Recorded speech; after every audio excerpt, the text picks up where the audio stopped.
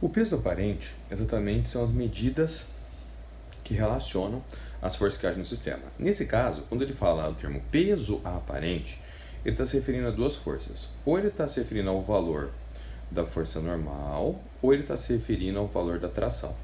Então, o peso aparente, basicamente, são as forças que são indicadas pelos dinamômetros, né, pelas balanças, que seriam a normal e a tração. Por exemplo, nessa primeira situação, eu tenho um corpo totalmente imerso em um fluido, e a densidade do corpo é maior do que a do líquido, logo ele afundou. A primeira força que age nesse corpo, exatamente, é a força peso. Se ele está apoiado no fundo desse fluido, notoriamente ele vai ter, devido ao apoio, uma normal. Em casos comuns, onde não existiria o fluido, nós falaríamos que a normal e o peso são iguais, logo o sistema está em equilíbrio. Nesse caso, como eu tenho exatamente a minha força vertical para cima, chamada de empuxo, então eu tenho duas forças para cima. Nessa situação, eu falaria que a normal mais o empuxo é igual ao peso. Logo, eu poderia falar que a normal é igual ao peso menos o empuxo. Situação muito comum, parece bastante. Mais comum do que essa é a da tração.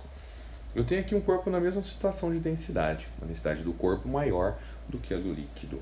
Bem, a primeira coisa que a gente faz aqui é colocar a força-peso. Se ele está pendurado por um fio, a força que eu tenho aqui agora, exatamente, é a minha tração. Então eu tenho uma tração aqui, né? E devido à presença do meu líquido, eu tenho também o empuxo. Pensando dessa maneira, o que eu falo? Eu posso falar que a tração mais o empuxo seria igual à força-peso. Logo, eu teria tração é igual peso menos o empuxo. Notem que nessa condição de densidade do corpo menor que a do líquido, tanto na situação da normal quanto da tração, elas deram a diferença entre o peso e o empuxo. No entanto, vamos pensar numa outra situação. Vamos dizer que o corpo tem uma densidade menor do que a do líquido. Nessa tendência de movimento, ele demonstra pra gente que ele quer flutuar. No entanto, como ele está ancorado aqui no fundo, né, vai aparecer uma força de tração.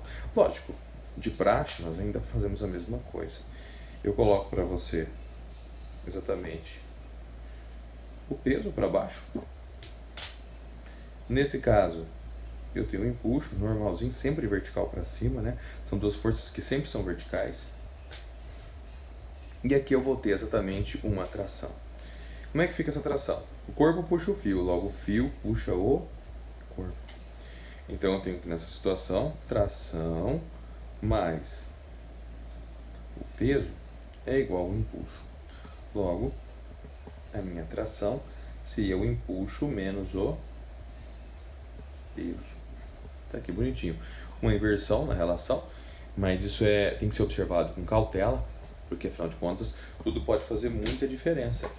É o que acontece basicamente quando nós mergulhamos numa piscina.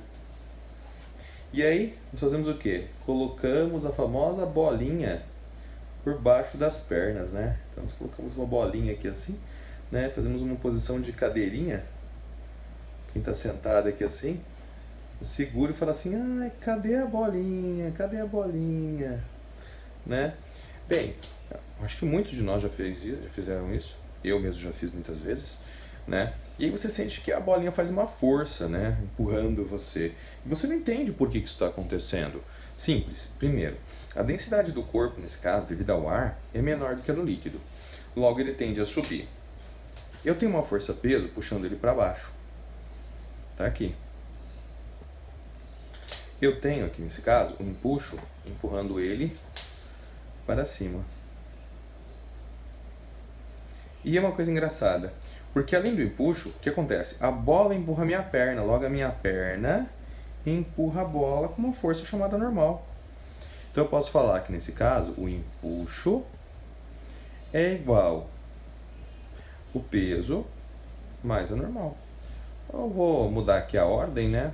Passo o peso para lá, Fico com empuxo menos o peso igual ao normal, ou o normal é igual a diferença do empuxo pelo peso. Igual aconteceu no sistema anterior, né? Quando a densidade do corpo é menor que a do líquido, geralmente nós temos essa função, né? O empuxo acaba sendo maior. O mesmo ocorre quando uma pessoa pega outra no colo, né?